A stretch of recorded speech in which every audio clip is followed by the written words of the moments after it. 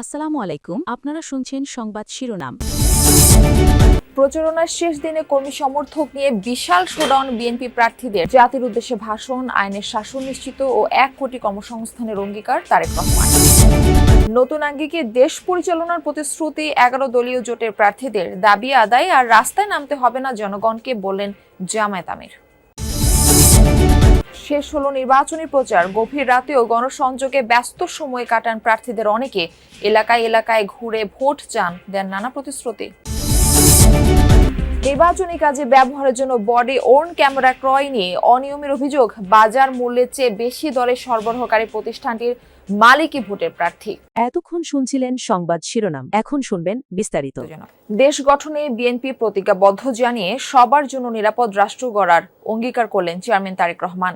শেষ দিনের প্রচারে তিনি বললেন, বিএনপি ছাড়া এই মুহূর্তে দেশ চালানোর অভিজ্ঞতা যেমন কারণ নেই, তেমনি রাষ্ট্র গঠনেরও অন্য দলে তেমন কোনো কর্মসূচি নেই। দলের জনরায়ের অনুরোধ করে বিএনপি চেয়ারম্যান বলেন, স্বাধীনতা, সার্বভৌমত্ব ও মানুষের ভাগ্য পরিবর্তনের প্রতীক ধানের শীষ। রাজধানীর লালবাগে জনসভার মাধ্যমে শেষ করলে নির্বাচনী প্রচার। বাসায় ফেরার পথে বাবা মায়ের কবর জিয়ারত করেন তারেক রহমান। ঢাকা ৭ আসনের ঐতিহ্যবাহী পুরান ঢাকার লালবাগ ত্রয়োদশ জাতীয় সংসদ নির্বাচনের প্রচারণার জন্য শেষবারের মতো মঞ্চে উঠলেন বিএনপি চেয়ারম্যান তারেক রহমান। বিএনপির প্রার্থী হামিদুর রহমানের পক্ষে চাইলেন ভোট, স্বপ্ন দেখালেন নতুন বাংলাদেশের। ইনশাআল্লাহ বিএনপি সরকার গঠন করলে পরে আমাদের যে সকল ভাই বোনেরা ট্রেনিং এর মাধ্যমে দক্ষ শ্রমিকে রূপান্তরিত হবে, তারা যখন বিদেশ যাবে, যদি তাদের অর্থ সংকট হয়, তাহলে যেন তাদেরকে জমি বিক্রি করতে না হয়, বাপ দাদার জমি যাতে বিক্রি করতে না হয়, সেই জন্য আমরা তাদেরকে বিদেশ যাওয়ার জন্য তাদেরকে আমরা সরকার থেকে ঋণ প্রদান করব। এর আগে ঢাকা ৬ আসনের ধূপখোলা মাঠে বিএনপি প্রার্থী ইশরাক হোসেনের পক্ষে নির্বাচনী প্রচারণায় অংশ নেন তারেক রহমান। যোগ দেন ঢাকা ৪ আসনের জুরাইনে দলীয় প্রচারণায়ও। ঘনবসতিপূর্ণ এই এলাকার বিএনপি প্রার্থী তানভীর আহমেদ রবিন শোনান চরম দুরাবস্থার কথা। তারেক রহমান আশ্বাস দেন ১২ তারিখের পর ফিরবে সুদিন। মানুষের কর্মসংস্থানের সমস্যা, এই যে মিল ফ্যাক্টরিগুলো বন্ধ হয়ে যাচ্ছে, এই কাজগুলো আমাদের পক্ষে করা সম্ভব। ইনশাআল্লাহ আপনাদের সমর্থনে, আল্লাহর রহমতে ধানের শীষ নির্বাচিত হলে, ধানের শীষ সরকার গঠন করলে এই কাজগুলো আমরা করব।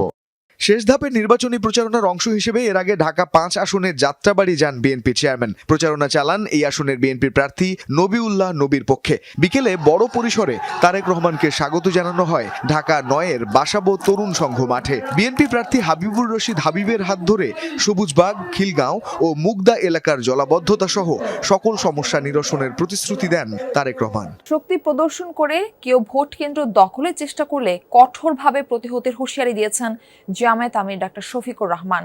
এখন থেকে ভোটের পাহারাদারি শুরু করার নির্দেশ দেন তিনি।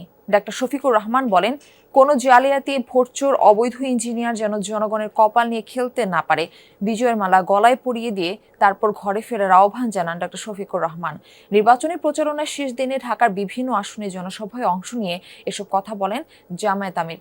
এ সময় জনসভায় অংশ নেয়া 11 দলীয় ঐক্যের নেতারাও নির্বাচন নিয়ে ষড়যন্ত্রকারীদের সতর্ক করেন। দোহার নবাবগঞ্জ ঢাকা ১ আসনের নির্বাচনী জনসভা দিয়ে ত্রয়োদশ জাতীয় নির্বাচনের প্রচারণার ইতি টানলেন জামাত আমির ডাক্তার শফিকুর রহমান। সবশেষ জনসভায়ও দোহার জয়কালী বড় মাঠ নেতাকর্মী ও সমর্থকদের চাপে কানায় কানায় পূর্ণ হয়ে যায়। শেষ নির্বাচনী সভায়ও জামাত আমির বলেন, দেশের মানুষ জামাতকে নির্বাচিত করলে দুর্নীতি, চাঁদাবাজ, ফ্যাসিবাদ মুক্ত ও মানবিক বাংলাদেশ গড়ে তোলা হবে। নারীর অধিকার রক্ষায় সর্বোচ্চ গুরুত্ব দেয়া হবে বলেও প্রতিশ্রুতি দেন তিনি।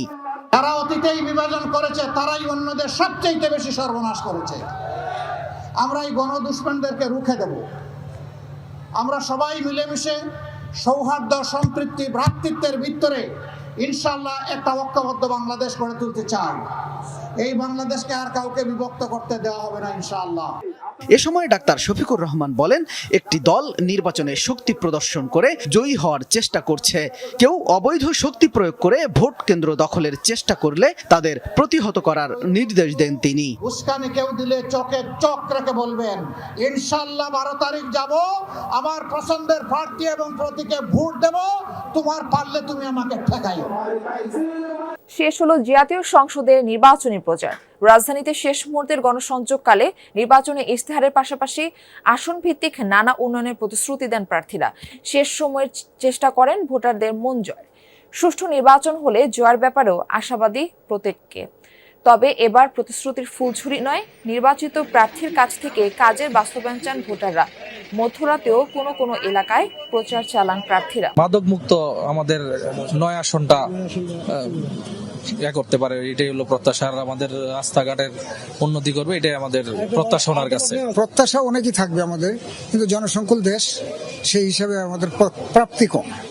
এই প্রাপ্তি কমের ভিতরেও আমি আশা করব সব বয়সের মানুষ আমাদেরকে শুভকামনা জানাচ্ছেন, শুভেচ্ছা জানাচ্ছেন। আর যেহেতু আমার স্বাস্থ্যের কাজটা আসলে মধ্যবয়সী এবং যারা প্রবীণ তারাই আমার কাজের সাথে পরিচিত ছিল বিগত বছরগুলো থেকে, তো ওনারাও এসে জানিয়ে যান যে অমুক ভিডিও থেকে এই সমস্যাটার সমাধান হয়েছিল, ধন্যবাদ জানান এবং অনেক এদিকে ঢাকা বিশ্ববিদ্যালয়ের কেন্দ্রীয় মসজিদে নামাজ শেষে নির্বাচনী আচরণবিধি মেনে নির্ধারিত সময় সকাল 7:30টার মধ্যে শাহবাগে প্রচারণা শেষ করেন ঢাকা 8 আসনের 11 দলীয় ঐক্য জোটের প্রার্থী নাসিরউদ্দিন পাটোয়ারি। ঢাকা বিশ্ববিদ্যালয়ের সেন্ট্রাল মসজিদে ফজরের নামাজ আদায় করে ইনকলাব মঞ্চের মুখপাত্র শরীফ ওসমান হাদির কবর জিয়ারত করেন তিনি। প্রচারণায় অংশ নিয়ে নাসিরউদ্দিন বলেন, জামায়াতের সঙ্গে জোট করায় আলাদা করে শাপলা কলির ভোট কমবে না, বরং জোটের পরও এনসিপি অনেক সহায়তা পেয়েছে। জানান, জামায়াত চাঁদাবাজি সন্ত্রাসের সঙ্গে যুক্ত না বলেই তাদের সাথে জোটে গিয়েছে এনসিপি। একসাথে ইনসাফের পক্ষে ঢাকা 8-এ কাজ করতে চান বলেও জানান এই প্রার্থী। আমরা ন্যায় ইনসাফের একটি সমাজ গড়তে চাই এবং আমরা দুর্নীতি থেকে মুক্ত থাকতে চাই, চাঁদাবাজি সন্ত্রাস থেকে মুক্ত থেকে আপনাদের সেবা করতে চাই। আপনাদের সেবার জন্য আপনার সন্তানকে আপনি ভোট দিন। নির্বাচনে বডি ওন ক্যামেরা নিয়ে শুরু থেকে উঠেছে নানা প্রশ্ন।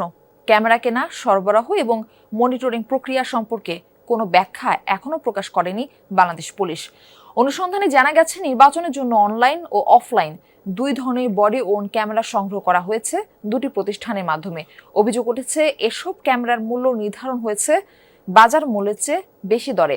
আর একটি প্রতিষ্ঠানের মালিক নিজেই নির্বাচনের প্রতিদ্বন্দ্বিতা করছেন। কেউ ঝামেলা করতে চাইলো, সাথে সাথে বডি অন ক্যামেরার SOS বাটনটা চাপ দিলি, তখনই কন্ট্রোল রুমের যে মনিটর আছে সেখানে এই ক্যামেরার ছবি সবার সামনে ভাইসে উঠবে। সরকারের এই প্রচারমূলক বিজ্ঞাপন দেখে মানুষের ধারণা হতে পারে প্রতিটি ভোট কেন্দ্রেই এবার অনলাইন বডি অন ক্যামেরা থাকবে। কিন্তু সারা দেশে 42,761 ভোট কেন্দ্রের বিপরীতে কেনা হয়েছে মাত্র 25,700টি ক্যামেরা। গড়ে প্রতি কেন্দ্রে একটি ক্যামেরাও বরাদ্দ হয়নি। এই ক্যামেরার সবগুলো আবার অনলাইন নয়। পুলিশের নথি বলছে 639টি থানায় দেয়া হয় 10,000 অফলাইন ক্যামেরা, অর্থাৎ এগুলোর ফুটেজ তাৎক্ষণিকভাবে দেখা যাবে না। এছাড়া কোনো থানায় মাত্র একটি, আবার কোনো থানায় দেওয়া হয়েছে 130টি ক্যামেরা। পুলিশের দাবি, সব ক্যামেরার নিয়ন্ত্রণ থাকবে কেন্দ্রীয়ভাবে।